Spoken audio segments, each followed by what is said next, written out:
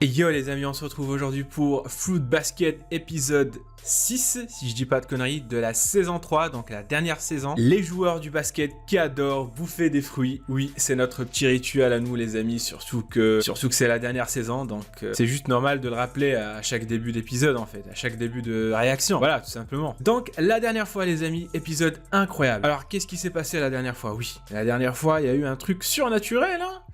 Et là vous allez me dire, mais oui, la malédiction en fait, la malédiction qui se dissipe, non, ça c'est pas surnaturel pour moi en fait. Maintenant on est à la 3e saison, c'est devenu normal pour moi en fait cette malédiction, non. Le truc le plus incroyable, le plus surnaturel que j'ai vu dans cette saison, enfin dans le foot basket, c'est tout simplement la croissance de Momiji, hein.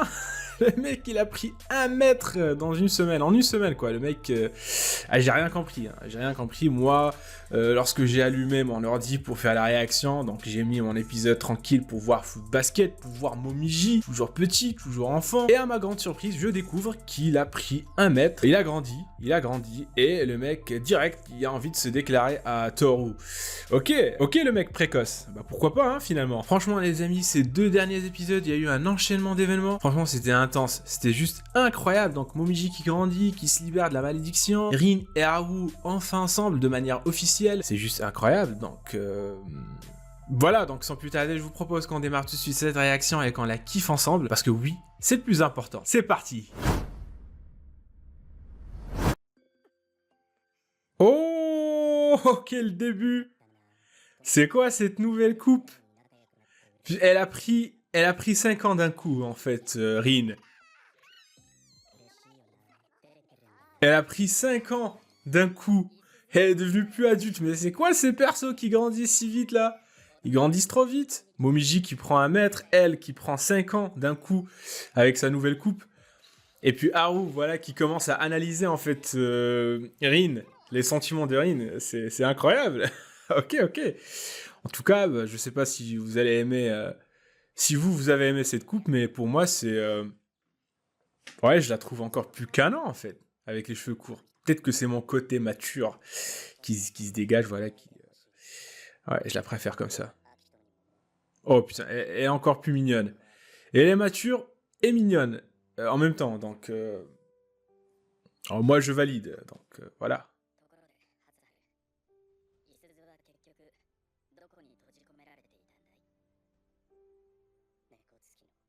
Ah, ouais, on s'en rappelle.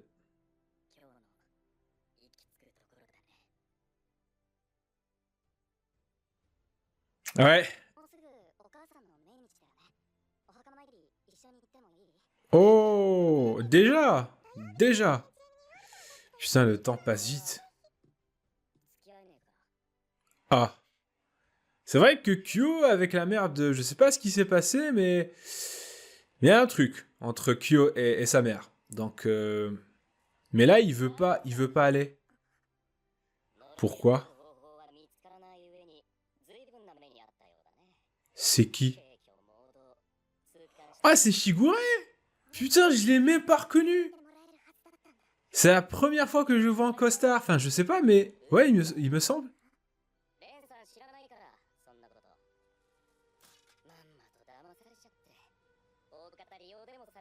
De quoi?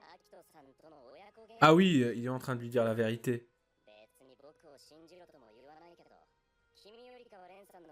Par contre, même s'il lui dit la vérité, tu sens que c'est par mauvaise intention, en fait. C'est par mauvaise intention qu'il le fait.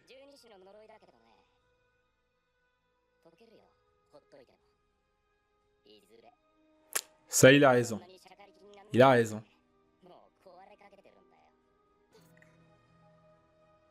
Oh!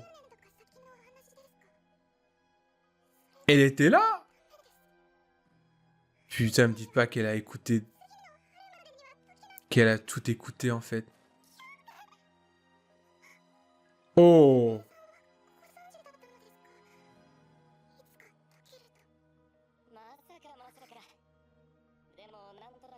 Putain, Shigure. Oh! Vous avez vu son regard? Normalement, il est pas comme ça avec Toru.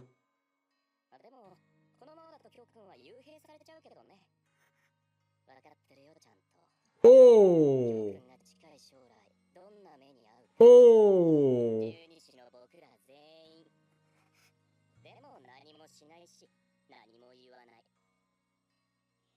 Oh, elle est perdue, Toru.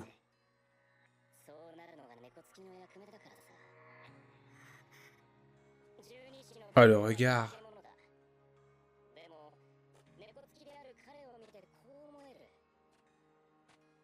Waouh!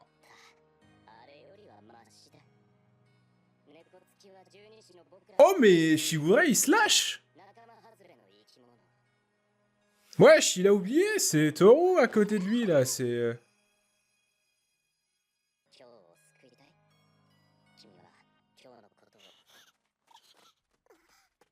Oh putain, c'est la première fois qu'elle voit Shigure sans vrai visage. C'est... Waouh! Après... Après tous ces épisodes, enfin! Enfin, elle sait! Enfin, elle sait qui il est.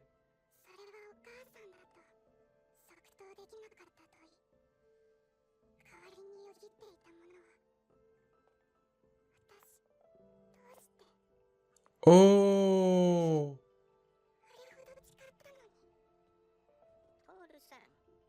Est-ce que ça veut dire... Est-ce que c'est pour ça qu'elle s'empêche... qu'elle veut pas, en fait, se déclarer, en fait? Qu'elle est en train de refouler ses sentiments vers Kyo? C'est à cause de ça?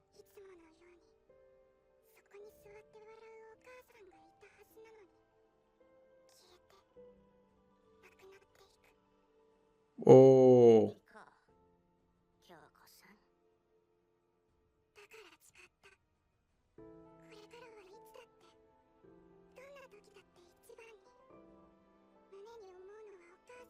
Waouh! Je sais pas, c'est triste et beau en même temps. Parce que beau est en train, elle veut se souvenir de sa mère, mais triste parce que, en fait, sa mère, elle l'entrave. Elle l'empêche de vivre sa vie, en fait, normalement. Waouh! Ouais, je commence à comprendre un petit peu, ok.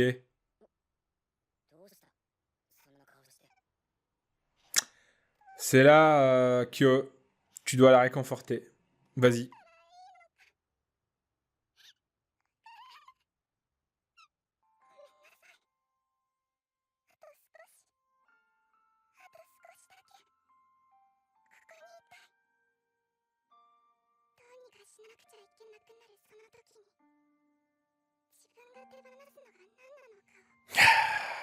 Tohu.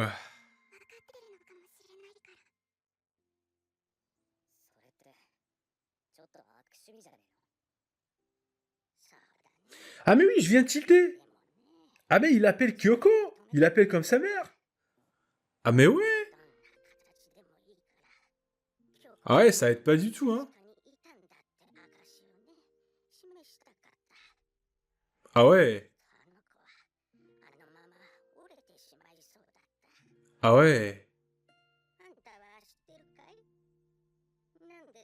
C'est vrai ça, putain, mais... Je m'excuse de trop parler, mais... une fille qui perd ses deux parents, alors qu'elle est encore jeune, et que tu vois tout le temps sourire, mais ça, c'est le pire truc qui peut arriver. Ça veut dire qu'elle refoule ses sentiments. Ça, c'est horrible. Waouh. Enfin, on va dire qu'elle me ressemble, moi. Même si je suis triste...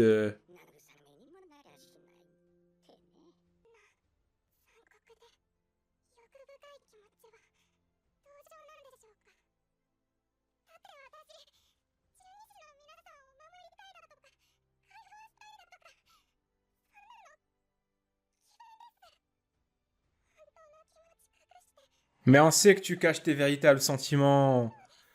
Non, tu n'es pas une lâche. T'as juste besoin de quelqu'un, faut juste que tu t'ouvres. Ouvre-toi, Toru.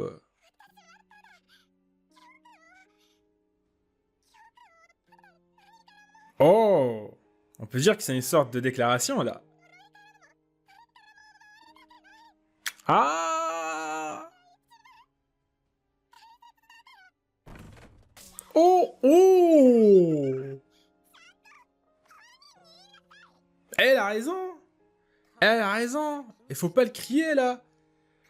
Dans la maison du maître de Kyo avec Kagura qui est à côté. Alors là, pour le coup, Toru, elle a été un petit peu égoïste, mais je sais que Kagura le sait. Bien que ses sentiments soient égoïstes, elle sait que ses sentiments, voilà, ils sont authentiques, plus qu'elle, plus que les siens, donc... Je ressemble pas à papa?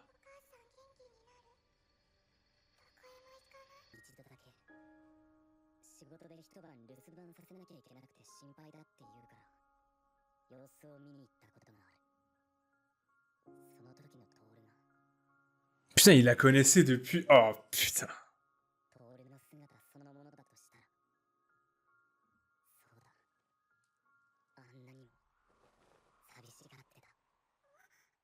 Putain.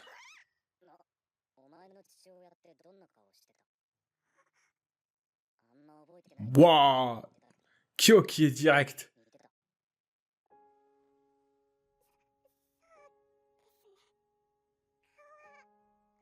C'est vrai, ça, son père, son père, son père. T'es qui le père de Toru?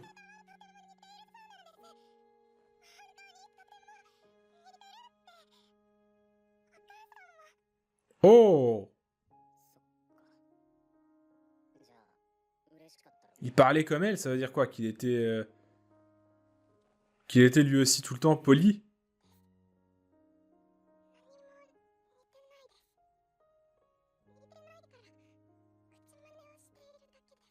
Ouais!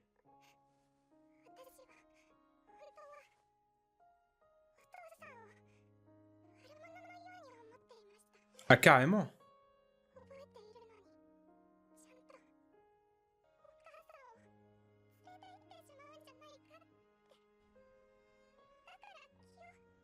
En fait, c'est pas logique pour nous, mais c'est logique pour elle, parce qu'elle était gamine. Donc c'est normal qu'elle pense comme ça, en fait.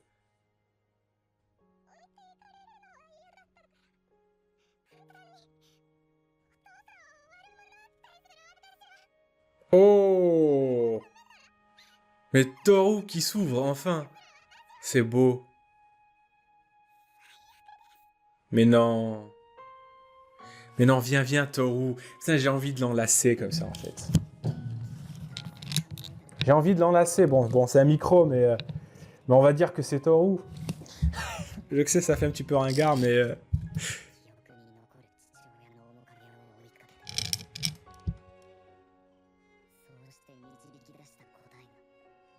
Qu'est-ce qu'il était en train de faire avec le miroir?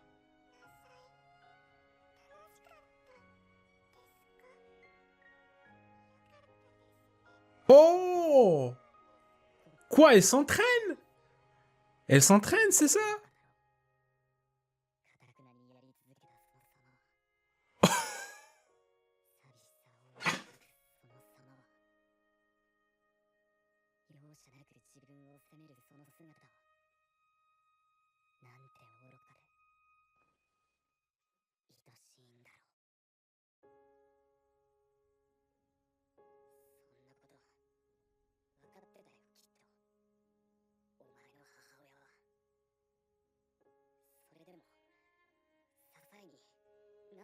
Bien sûr, mais bien sûr, mais bien sûr. Kyo, est-ce que tu peux l'enlacer pour moi en fait? Est-ce que tu peux la prendre dans tes bras pour moi? S'il te plaît, Kyo.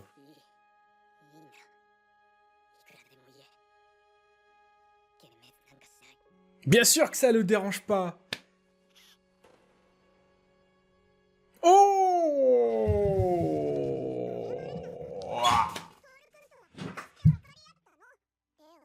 C'est beau les amis que je vais me tirer une balle dans la tête.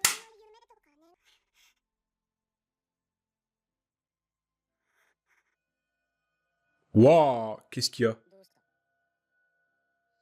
Elle revoit sa mère? What the fuck? Ouais, je sais que c'est une intuition, je sais que c'est un sentiment.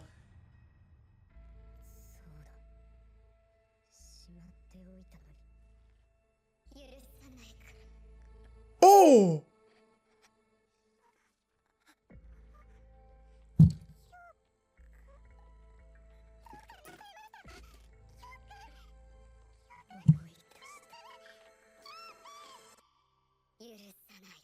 De quoi?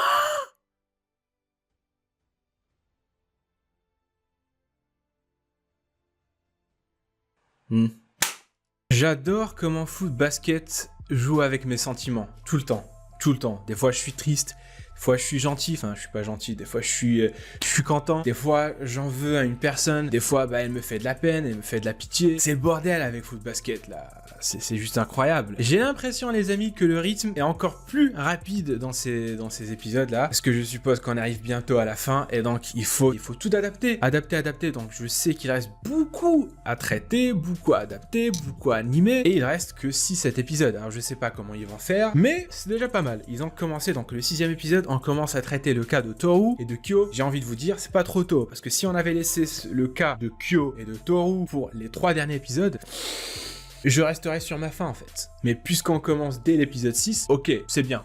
Toru qui se bat, qui lutte contre ses problèmes émotionnels. On apprend que cette petite fille si fragile, elle portait un si lourd fardeau en fait, dès son jeune âge. Le fardeau qui est tout simplement de sauver sa mère. Je dis bien sauver sa mère parce que donc leur père les a quittés alors qu'elle était encore jeune. Et pour elle, c'est le méchant d'histoire. Parce que c'est une gamine, faut pas l'oublier. Elle est très jeune, donc sa façon de penser, c'est pas comme nous en fait. Elle est encore enfant, donc c'est juste normal de penser de cette façon. Et donc pour elle, son père, c'est le méchant. Et quand il y a un méchant, qu'est-ce qu'il faut? Il faut un héros. Et le héros ici, ou bien l'héroïne, c'est tout simplement Toru qui décide de sauver sa mère. Comment la sauver? C'est tout simplement d'imiter son père. D'imiter son père, et c'est-à-dire de devenir poli, d'être attentionné, être une bonne fille éduquée, etc. Vous m'avez compris. C'est ce qui a donné naissance à la Toru qu'on connaît actuellement. Oui, mais c'est juste triste en fait que la Toru qu'on aime là actuellement, qui est gentille, attentionnée, bienveillante et tout ça en fait, c'est arrivé à cause de la mort de son père. C'est pour ça que je trouve ça triste. Et c'est là où je kiffe encore plus Fruit Basket. Oui, parce que Fruit Basket, c'est un shoujo. Faut pas l'oublier. Vous allez pas commencer à me dire non, c'est pas un shoujo. Non, c'est plus complexe que ça. Non, c'est un shoujo. Pourquoi je dis ça? Parce que c'est rare de voir quelqu'un, je parle pas des filles, mais c'est rare de voir, les hommes accrochés à un shoujo. Mais là, c'est très différent. On est loin des classiques là, des shoujo classiques où la fille, elle veut pas avouer ses sentiments et c'est plutôt les garçons qui viennent se déclarer, etc.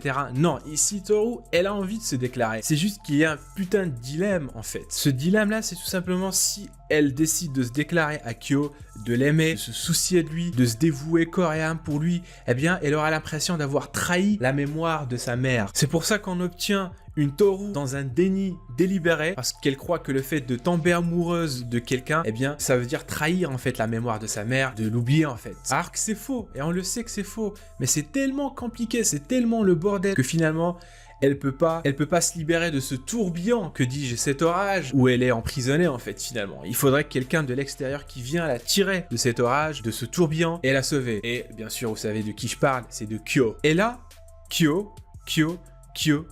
On comprend tout simplement pourquoi lorsqu'il avait visité la première fois la tombe de la mère de Toru, il ressentait, on dirait qu'il culpabilisait. Il y avait même Anajima, elle avait ressenti des sortes d'ondes qui émettaient de Kyo, des ondes de tristesse, etc., de culpabilité. Donc elle savait que Kyo n'était pas à l'aise lorsqu'il visitait la tombe, mais à ce moment-là, on savait pas pourquoi en fait. On savait que Kyo avait une relation avec la mère de Toru, mais à quel point ça on l'ignorait en fait, et c'est juste horrible ce qui vient de se passer vers la fin. On nous laisse sur notre faim avec ce cliffhanger, avec ces 2 dernières minutes, Kyo à côté du cadavre de la mère de Toru.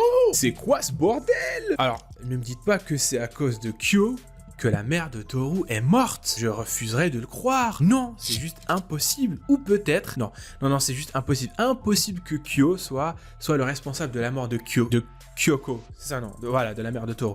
Je refuserais de le croire. Je ne pense pas. Par contre, ce que je peux croire, c'est que Kyo, s'il voulait sauver la mère de Toru, il l'aurait fait peut-être. Il avait l'occasion de la sauver, mais il l'a pas fait. Du coup, elle est morte. Je pense qu'il culpabilise à cause de ça. Mais bon, ça nous emmène dans un autre débat. Et puis aussi la question du pourquoi elle est morte.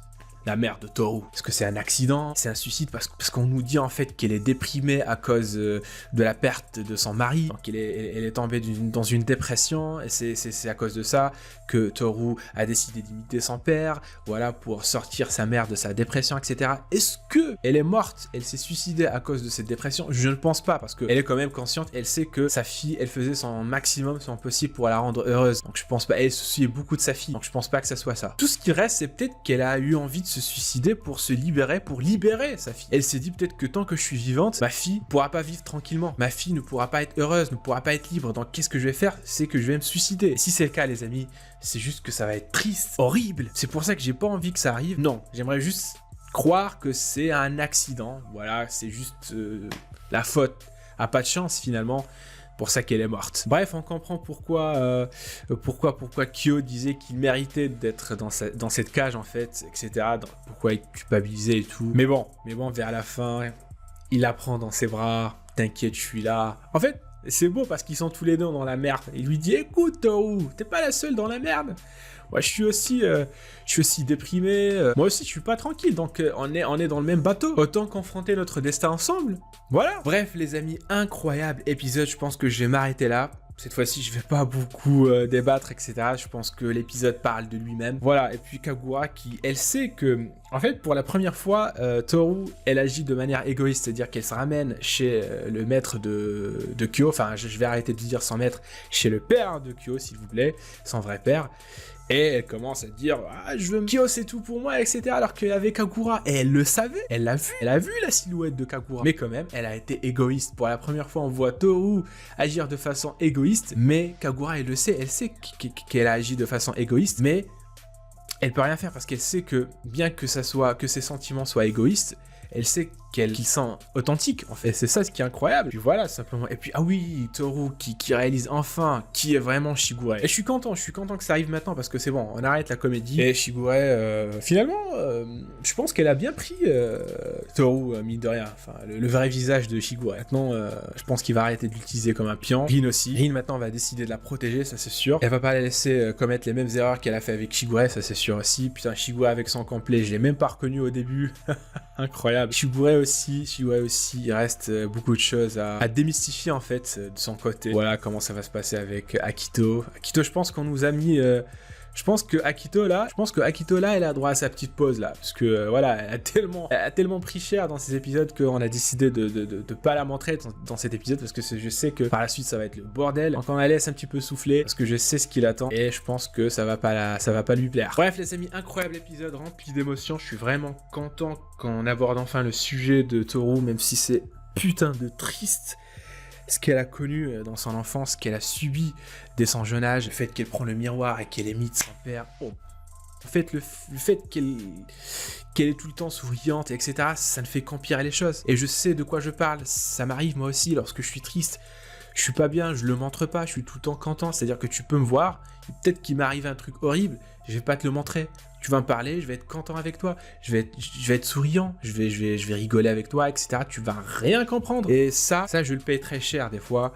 Parfois, je sombre dans des dépressions. Juste pour vous dire, l'année dernière, ça se voyait pas dans mes réactions, mais j'ai grave déprimé l'année dernière. Pour moi, l'année dernière, 2020, c'est la pire année de ma vie. C'est la pire année de ma vie où j'ai eu des pensées, mais vraiment noires. Heureusement, je suis plutôt bien maintenant. Tranquille, cool, et puis il y a les réactions, voilà, c'est... En fait, c'est les réactions qui m'ont sorti de ma dépression.